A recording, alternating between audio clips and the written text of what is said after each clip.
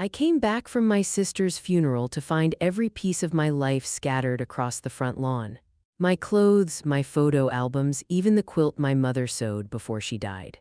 Everything was there under the afternoon sun like a yard sale of my memories. Sabrina stood by the porch, her arms folded, wearing a smile too calm for the chaos behind her. "Deep clean," she said. Old things were taking up space. I looked at my son Daniel, who stood beside her, eyes fixed on the ground. I took a slow breath and whispered, "Then I'll clean out what no longer serves me." I reached for my phone. My hands didn't tremble. For 40 years I scrubbed office floors and polished glass doors before sunrise. My hands still remember the smell of ammonia and lemon polish. Every extra shift, every blister built the yellow house behind me. It wasn't just a building, it was proof that sacrifice could bloom into something solid. When Daniel married Sabrina, I wanted to believe in family over fear. They were young, struggling to save for a place of their own, so I offered them the upstairs floor. I told them they could stay until they got on their feet. I never changed the deed. I kept it in my name, folded inside a file marked security. The house on Sycamore Street was my pride, the center of every holiday, every birthday candle. I believed generosity would keep us close. I was wrong. Sometimes kindness feeds the hunger of those who only take and never give. When I opened the front door, the smell of new paint and bleach replaced the warmth I used to know. The living room, once full of family photos, was now a showroom of spotless emptiness. My wedding portrait was gone, the one Daniel used to dust for me every Sunday when he was little. Sabrina appeared from the hallway, her hair perfectly styled, a diamond glinting on her finger. "You're back earlier than expected," she said, her tone light and rehearsed. Then she gestured toward the staircase. "We needed your room for the baby. Hope you don't mind." Outside, I saw my belongings stacked beside the bougainvillea, boxes labeled in neat handwriting, old dishes, books, Ellen's clothes, a lifetime reduced to storage. I turned to Daniel. He couldn't meet my eyes. "It's just temporary, Mom," he murmured, "until we finish rearranging."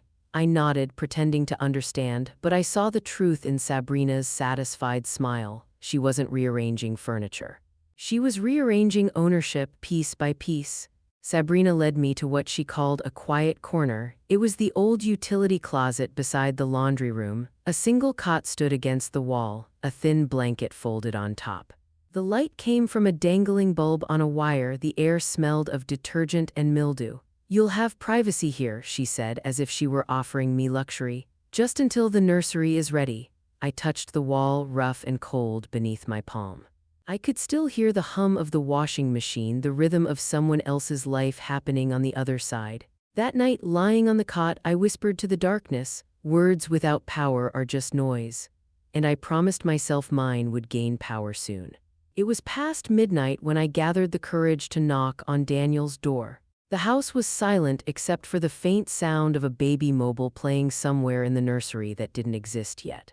He opened the door halfway, his face pale in the dim light. "Mom, please," he whispered, "don't start anything tonight. Sabrina's been stressed. Let's just keep the peace. Keep the peace." The same words his father used to say when bills piled up and I had to choose between groceries and gas. "Daniel," I said softly, "this is still my home."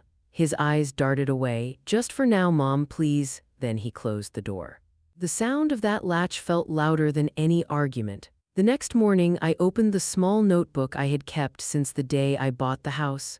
Every bill, every receipt, every dollar saved had its place there. Numbers had always told the truth, even when people didn't. The balance should have been just over $60,000, but the latest statement showed something different. $45,000 gone, withdrawn slowly over 8 months.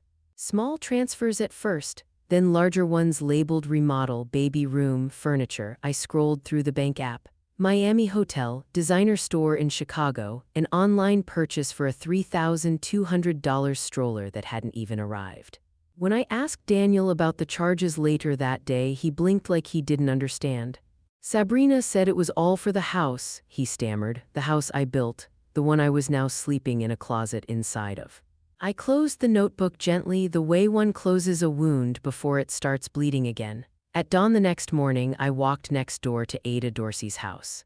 She had been my neighbor for 20 years, a woman who believed that biscuits and honesty could fix most problems. The smell of butter and coffee filled her kitchen just like always. She looked at me and frowned. "You look tired, Ellen," she said softly. "You sleeping in that closet they gave you?" I tried to smile, but my lips trembled. Ada slid a chair toward me and placed a cup of coffee in front of me. "You deserve better than that," she said, then she lowered her voice. "I saw a truck out front last week. They were loading your mahogany furniture, the ones from your dining room." My heart skipped. Sabrina was standing there counting cash. Her words burned hotter than the coffee in my hands. I didn't answer, I simply nodded. The storm had already started, and I was done pretending not to feel the rain. 2 days later, I sat in the quiet office of Alan Whitaker, the attorney who had handled my husband's will years ago. He still kept the same walnut desk and the same habit of cleaning his glasses before every serious conversation. "I need to know something," I said. My voice didn't shake this time. "Can my son throw me out of my own house?" Alan studied the papers I placed in front of him, the deed, the mortgage records, proof of payments. After a few minutes, he nodded slowly. "Ellen," he said, "the property is 100% in your name. You never transferred ownership." He leaned forward. "Daniel and his wife are tenants at will. They have no legal right to evict you." A quiet breath escaped my chest, then Alan continued. "We'll do this properly." He began writing on a legal pad. "First, secure your bank accounts. Second, document every missing item or sale. Third, issue a formal notice." He looked up. "They either vacate within 30 days or they sign a formal lease and repayment agreement for the money taken." I watched his pen move across the page, turning my anger into action. For the first time in months, my lungs filled completely. When he finished writing, he slid the paper toward me and smiled. "You're not powerless, Ellen. You're just surrounded by people who forgot who you are." That weekend, Sabrina invited me to dinner. She said she wanted to clear the air. Her parents, Charles and Vivian Hill, were there too, both dressed as if they were attending a business meeting instead of a family meal. The dining table gleamed beneath the chandelier, set with china I didn't recognize. As soon as we sat down, Vivian smiled thinly. "Ellen, dear," she began, "we've been talking. At your age, managing a property can be overwhelming." Sabrina nodded sympathetically. "You've been exhausted lately," she added sweetly. "Maybe it's time to consider a retirement community." Charles cleared his throat. "It's what's best for everyone." I lifted my glass and took a slow sip of water, then I waited for Daniel to speak. He didn't. His fork trembled slightly against the plate. Then Sabrina added, her voice coated in honey, "We'd handle everything for you, bills, maintenance, even your bank errands. You'd have no stress." I placed my napkin calmly on the table. "You mean," I said quietly, "I'd have no control?" The room went silent. I let the quiet stretch across the table like a drawn curtain, then I spoke again. "This house, my house, is not a burden, and as of this week it's protected by the law." Daniel looked up suddenly. Sabrina's face lost its color. "I'll be sending documents tomorrow," I continued calmly. "You'll either sign a lease or find somewhere else to live." No one moved. Even the clock on the wall seemed to stop ticking. That night I heard a soft knock on the door of the utility closet. When I opened it, Daniel stood there barefoot. His face was pale, his eyes wet with regret. "Mom," he whispered. "I didn't mean for things to go this far. Sabrina she said it was temporary." "Temporary turned into theft," I said quietly, "and silence makes you part of it." He lowered his head. "I was scared of losing her," he admitted. "I thought keeping quiet would keep the peace." "Peace built on lies doesn't last, Daniel." He nodded slowly, tears glistening in his eyes. "What do you want me to do?" "Tomorrow morning," I said, "we go to the lawyer. We set rules, payments, and boundaries. If you both agree, you can stay. If not, you leave." Daniel hesitated.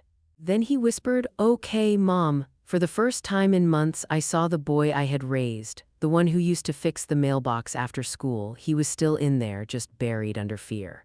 The next morning, before the lawyer meeting, I collapsed in the kitchen. A sharp pain shot across my chest, stealing the air from my lungs. The room tilted. The floor rushed toward me.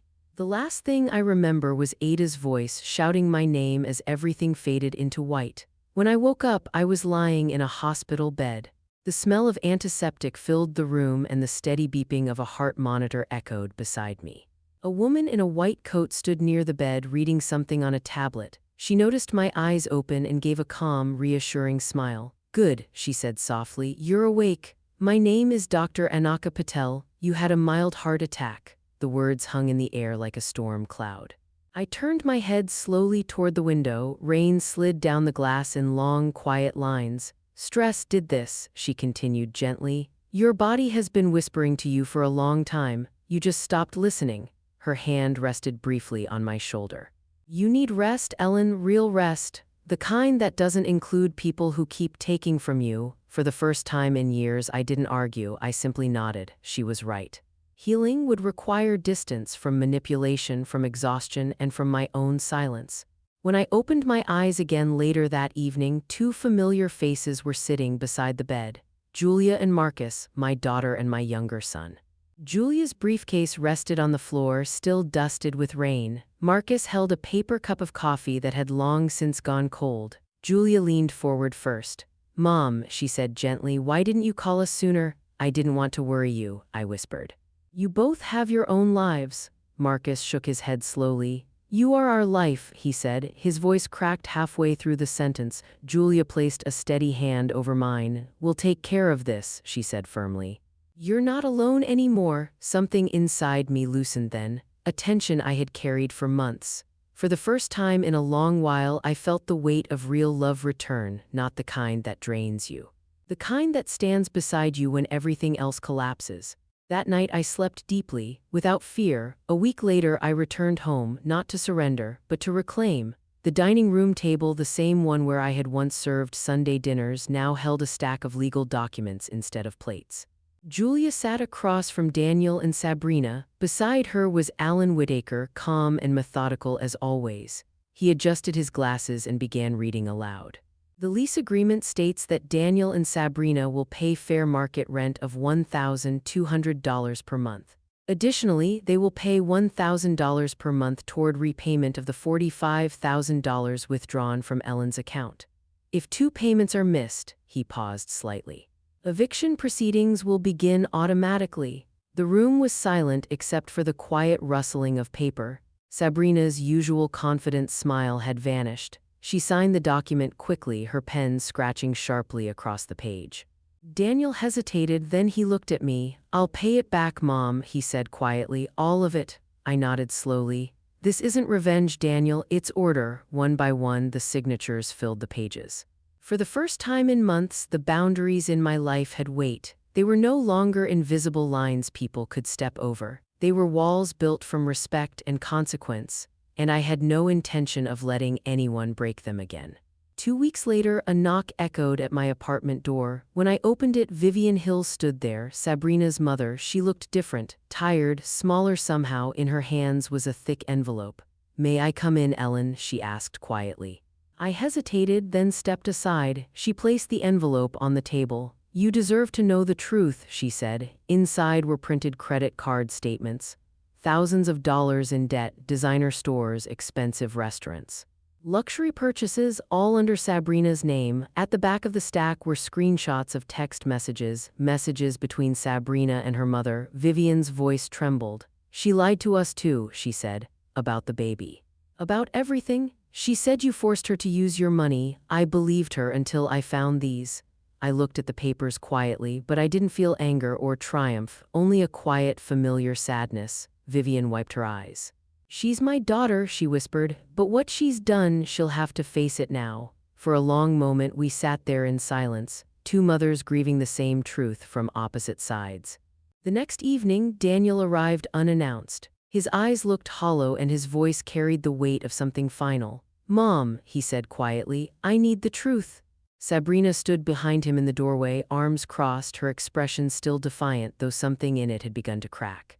The envelope Vivian had brought lay open on the coffee table. I didn't move to hide it. Daniel stepped inside and saw the papers immediately. The credit card statements, the screenshots, the growing list of debts. His face drained of color. Tell me it isn't true, he whispered. Sabrina rolled her eyes. Those aren't your business, she snapped. Mom's exaggerating again. Daniel's voice dropped lower. Are you pregnant? The question hung in the air like thunder waiting to break.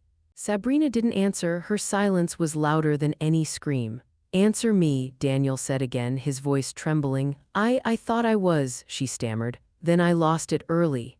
I reached slowly for a document on the table and slid it toward him.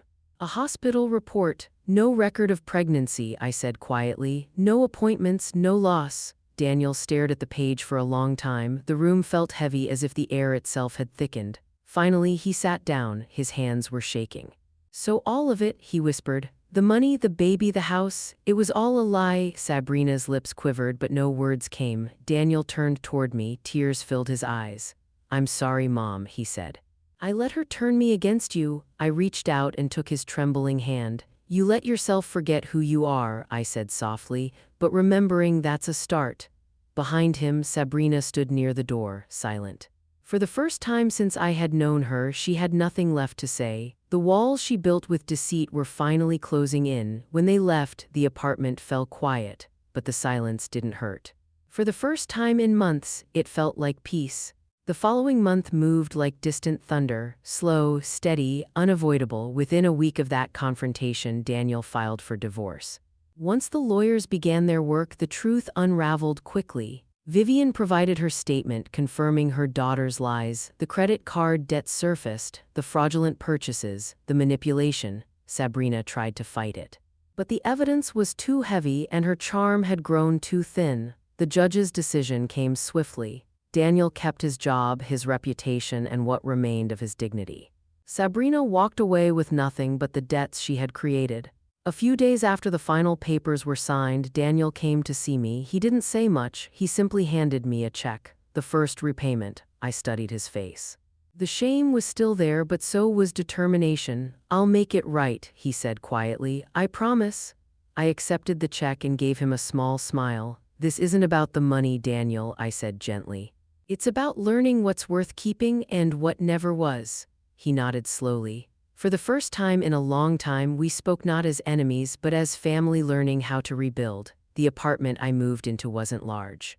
But it was mine, 2 sunlit windows, pale blue curtains, and a small row of plants that Ada helped me pick out at the garden center. Every morning, I opened the blinds and let the light pour in.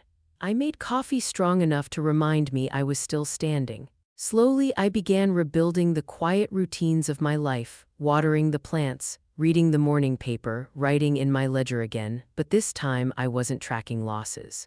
I was tracking progress. Each month, Daniel's payment arrived exactly on time. Sometimes he called, not out of guilt, but simply to ask how I was doing, to listen. One afternoon, he asked if he could visit. I paused for a moment before answering. Yes, I said gently, but only if you come as my son, not as someone seeking forgiveness. He laughed softly on the other end of the phone. I think I'm finally learning the difference, he said. For the first time, I believed him. A year later, I walked past my old house on Sycamore Street. The paint had been refreshed. The porch rails gleamed white again, and my garden was alive with new blooms. Daniel stood near the fence, carefully tending to the roses I had planted decades earlier. When he saw me, he smiled shyly. They still grow best when you talk to them, he said. I stepped closer and gently touched one of the petals. Maybe they just remember the voice that planted them, I replied.